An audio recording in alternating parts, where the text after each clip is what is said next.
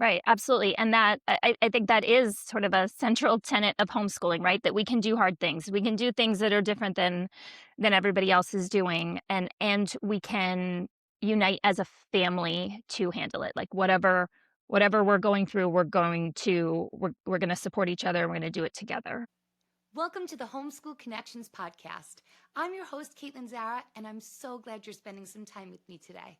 New episodes drop every week, so make sure to subscribe and hit that notification bell if you're watching on YouTube. All right, mamas, grab your coffee, press play, and let's homeschool together.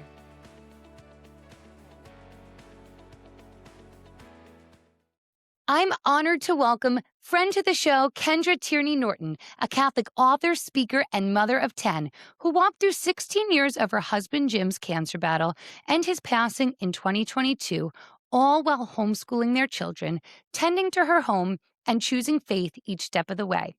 You might be thinking that this conversation isn't for you if you aren't walking through a terminal illness in your family, but this episode is for everyone. For those of us navigating grief, chronic hardship, the loneliness of miscarriage, the exhaustion of caregiving of a parent, or the ache of loss while still needing to be present for our children. Today, we're going to talk about what it looks like to homeschool, to truly mother with grace in the midst of grief. Kendra, thank you so much for being here. My pleasure. Glad to be on the show again. Yes, we are so glad to have you back. So, Kendra, like I said, all of us are dealing with something. Maybe it is caregiving with an older parent. Maybe it is recurrent miscarriage. But whatever it may be, it certainly impacts how we mother our children and how we homeschool. So, can you just take us back to when you first got Jim's cancer diagnosis? How did your how did your homeschool life look different?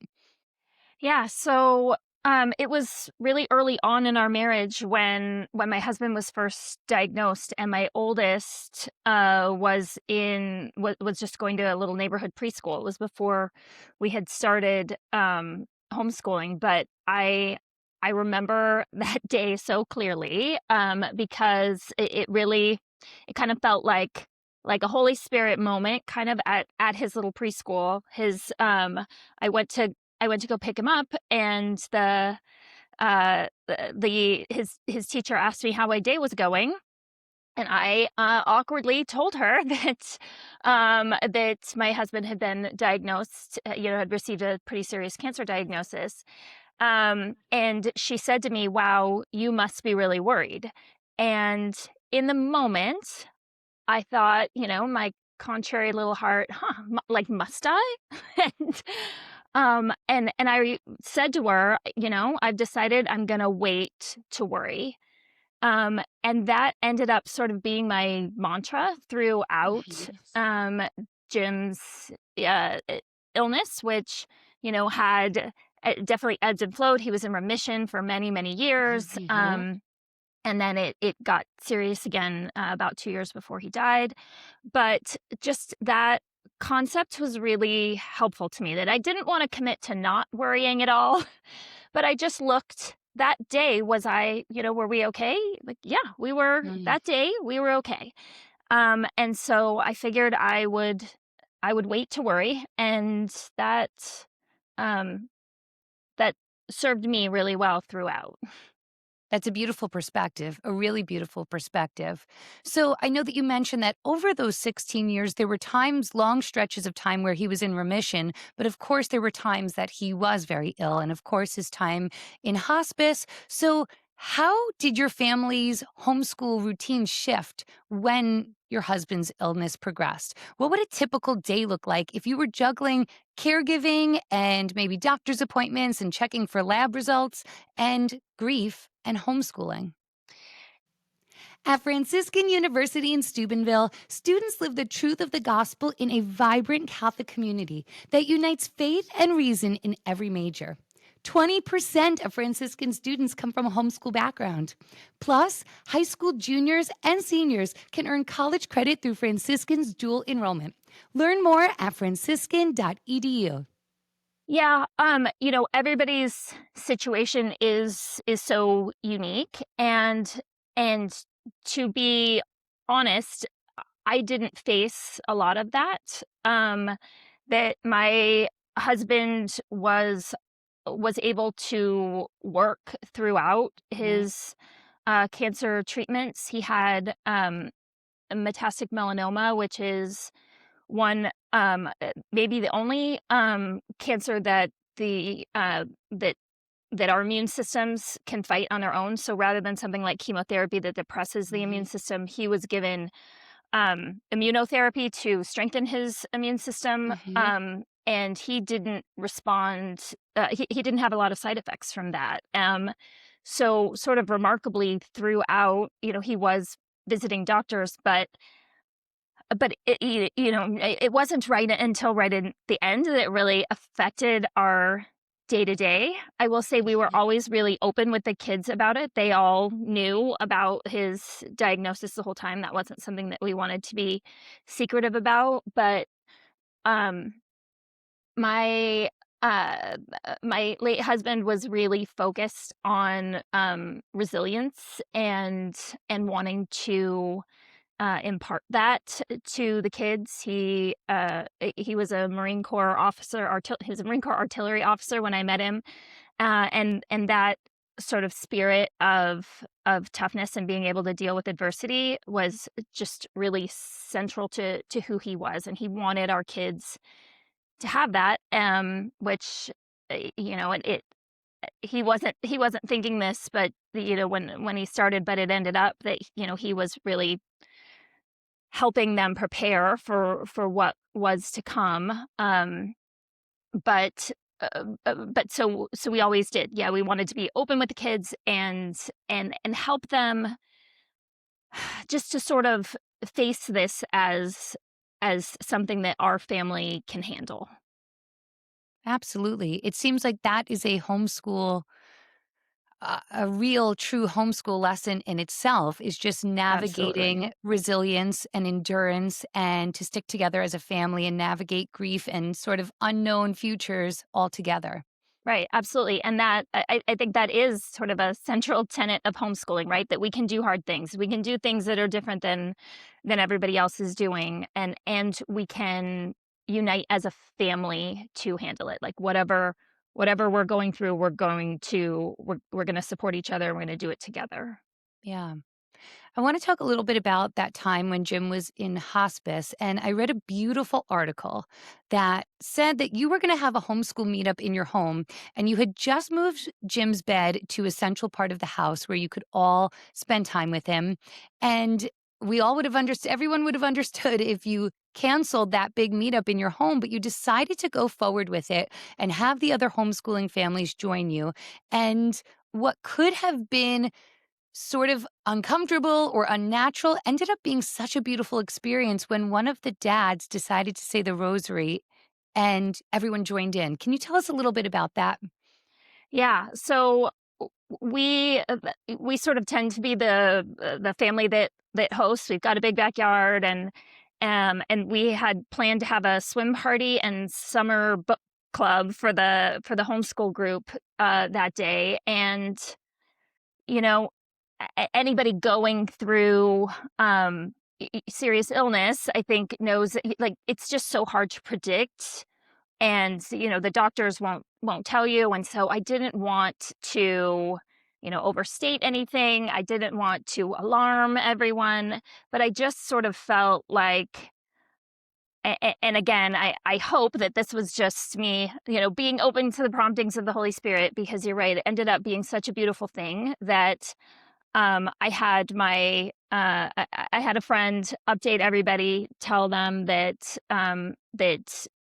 and by hospice, it was still in our home. It was Mhm. just the hospice comes and sets up a hospital bed and gives you things that you need for care in the home. It's such a beautiful, beautiful um help in that time. But yeah, so she just told everybody what was going on, and instead of people being nervous or canceling or saying like, "Oh, we don't want to intrude," we did the Catholic thing, which is we came together in time of trouble as a community, uh, and I was able to open my home and share this time with our community, and they were able to be here and share in that. And, it was great for my kids to have some time with their friends. It was great for me to see, to see the other moms. And yeah, the most beautiful thing was that a one of the dads who my husband certainly knew, but wasn't one of his closest friends, but who ended up being such a help to me, after Jim passed away. But he had experienced the death of his uh, dad in a big Catholic family, and he came in and he said, "Let's get everybody in here, and we'll just say the rosary." And and it it was just it was a beautiful and Catholic moment. The rosary Mhm. is so important and such a resource for us as Catholics. There's such a Mhm. comfort in it, but also of course it's prayer, but it's beautiful practically because it gives us something to do together. We're not just sitting around staring at each other, like trying to think Mhm. of things to say, but we are in conversation, right? We're in conversation with each other and in conversation with God when we say the rosary.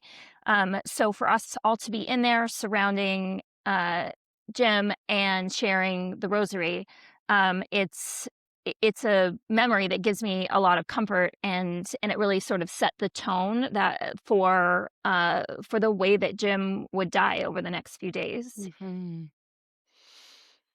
Amazing. So, Kendra, what do you say to the mom, the homeschooling mom who is listening to this, who is going through her own version of grief? Like we said, it could be a family member who's going to pass, maybe a stillborn. What do you say to the homeschooling mom who says, I'm just going to clear the calendar. I'm not going to take my kids anywhere. We're going to cancel having friends over. What advice do you have to her? Again, people experience grief differently, and I want to allow space, for people to process the way that feels right to them. But I think that death is is is something that Catholics are meant to experience together, and that it's okay, to be open about that, and that hopefully, I pray that people have the kind of community that we do here, that that for me Mhm. was born of homeschooling, that um and that you have people that you can lean on and that you let yourself do that. The What was really helpful to me, as just a practical thing, is to pick one point of contact, so that because it felt burdensome to me to, like, I don't want to Mhm. organize all of this stuff. So to pick a point of contact for things like people offering to bring meals or people offering rides for my kids, all of that was helpful and really necessary. But if I had had to coordinate all that myself, I think I probably just would have said no thanks. Mhm. So to pick one person who can be a point of contact and organize the rest of the people who want to help, that was really huge for me, in being open to accepting the love and charity that people wanted to offer. So that was a big thing. But then I ended up being just so grateful to have people around on the day that Jim died, was a Saturday. We let people know that it seemed like the end was close, and we just had friends coming in and out all day, again, saying the rosary, greeting Jim, saying hi to me and the kids.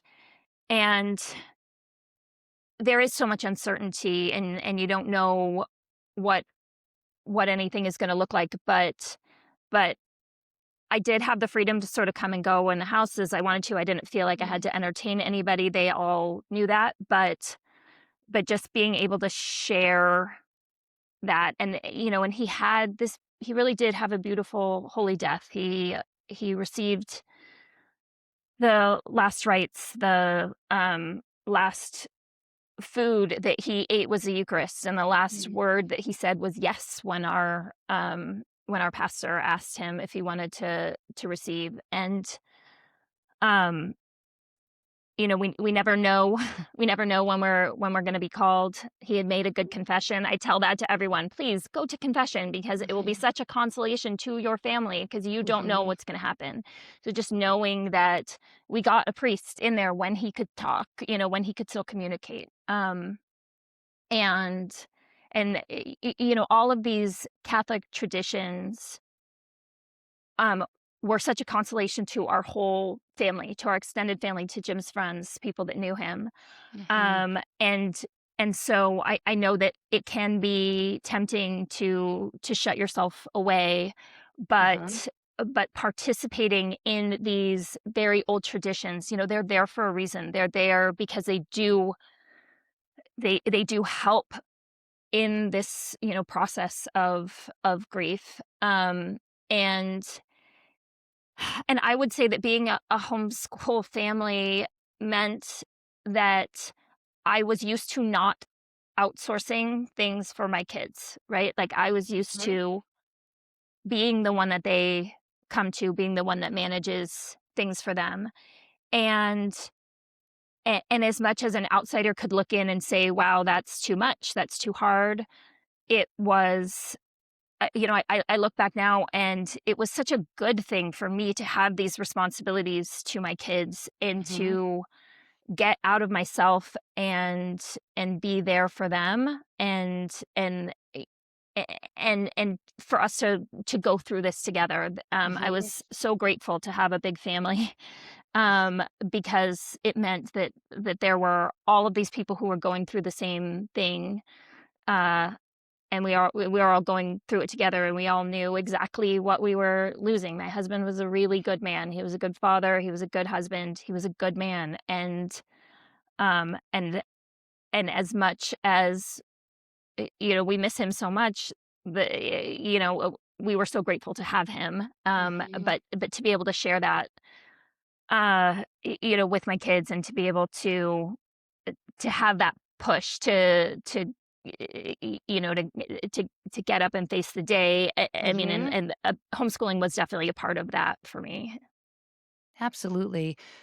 Sounds like there were some really unexpected blessings to homeschooling during this time. Like you said, to have that sense of having your children around and experiencing this together. And even it seems really difficult to have to wake up and get out of bed and get everyone dressed and make the breakfast and start the lessons. But you spoke to that responsibility really being a blessing to keeping you going during that time, which I think is incredible. Kendra, you also mentioned that the homeschooling community really showed up for you, whether it was picking up your kids or bringing by meals. I know that we can find incredible community at a public school too. Of course, we can make friends anywhere. But did you feel that during this time it was a blessing to have homeschooled because there was just a deeper sense of community and friendship? I mean, 100%, 100%. And uh, yeah, that the beautiful, another beautiful thing about about homeschooling, about Catholicism, is that Mhm. we feel that responsibility to each other. That you don't feel like, all right, somebody else is going to do this. Mhm. That we feel like when something needs doing, like we're the ones who have to do that. Um, and things like a ministry of bringing meals to people, um, is it's so meaningful, in those days. I was talking to another widow that I met over, just over social media, and she had moved to France and met her husband there, and they had lived there for many years, and it was not that wasn't something that was a tradition there to bring meals to people who Mhm. were sick or something. And she, over many years, convinced people, like, this is a good thing. We're gonna, let's do Mhm. this. Let's support each other in this way. And then she lost her husband really unexpectedly, and the community got, rallied around her and started delivering meals. And it was, you don't know, you don't usually get that quick of a return on your investment in a Mhm. community, but Yes. it's a beautiful thing. And so starting those traditions, being on the lookout for how um, you can make sure that your community is prepared for when people are facing hardship, is is really a great thing. That's Um, beautiful. I'll say one thing I'll say, is that sort of my particular charism, is, liturgical living in the home, Mhm. and so we have this tradition of, hosting other families for different feast days. We've got little things that we always do with our family, and that as much as all of these times of, when I would be in the hospital with Jim, he had multiple surgeries, and it was that framework of the calendar was such a blessing to us in Mhm. ways that I could never have anticipated.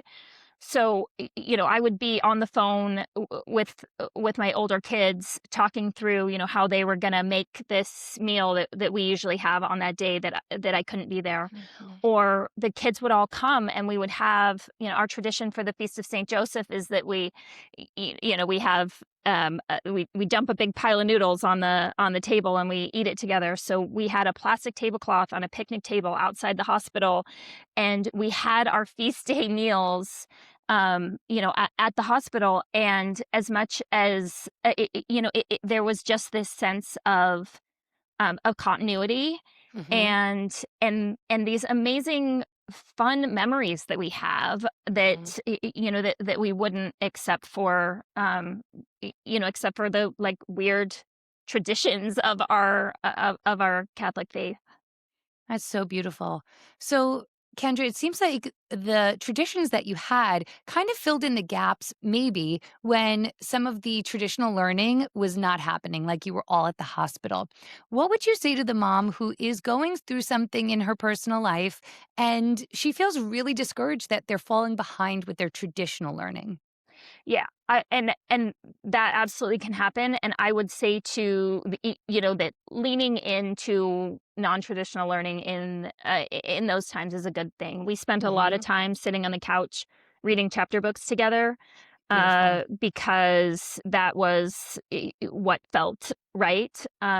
Jim did pass away during the summer, and we don't Hmm. usually homeschool over the summer, so it didn't blow up a particular school year. Although Hmm. surgeries and things like that, and me being away from the home definitely did affect the year previous to that.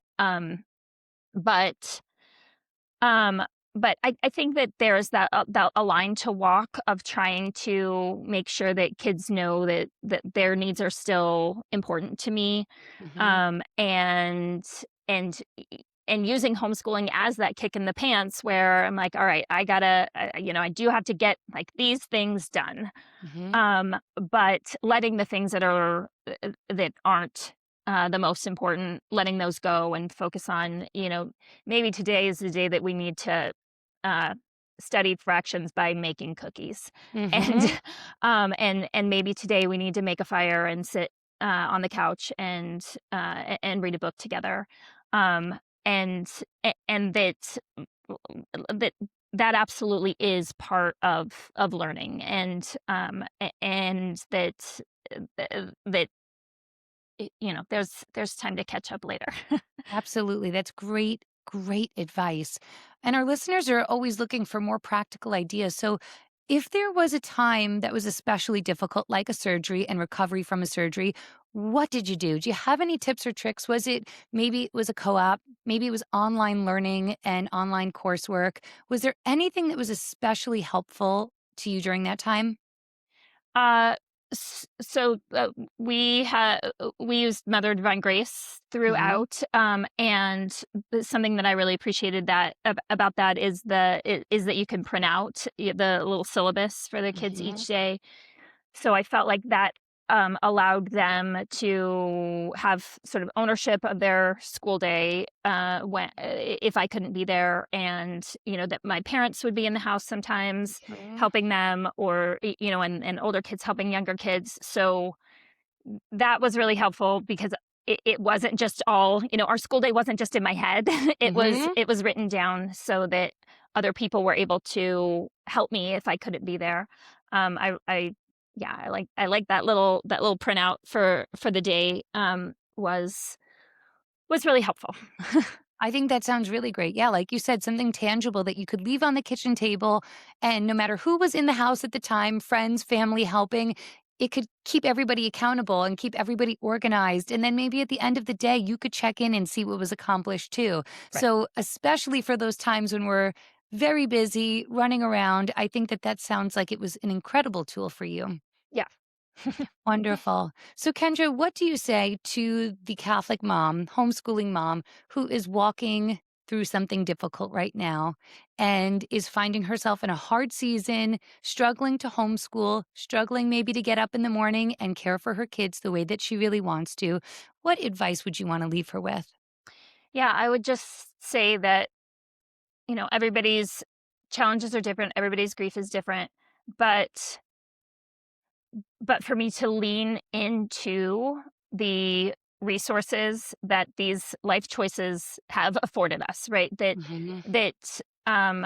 That people who are, if we're living a Catholic life, we have those resources available to us, and that they offer a lot of consolation, and that, hopefully we've been, paying into our community. Hopefully we've been there for other people. We've been, we've set up this network of people that we can support and they can support us, and to be comfortable with, making some withdrawals from that, and Mhm. so uh and to, to be comfortable accepting help Mhm. from other people, which I know is hard for a lot of us, but but it was really an important part of getting through those days and months and years. Absolutely. Lean into those communities, like you said. I'm sure your parish community, your homeschooling community. For those of you who are listening and perhaps in a hard season right now, lean in. And like you said, make those withdrawals. All of those people who are there to support you and wanting to give of their time or whatever they can give, it is so, so appreciated and so wonderful to have invested in those friendships and those relationships, especially through homeschooling. Yep. Wonderful. Kendra, thank you so much for being here with me today. Yeah, my pleasure. Thanks so much. This isn't the end of the conversation. I want to hear from you. Come say hi on Instagram, connect with me on Facebook, or leave a comment below. I want to know what today's conversation sparked in you. I read and respond to every message. Until next time, remember, you got this.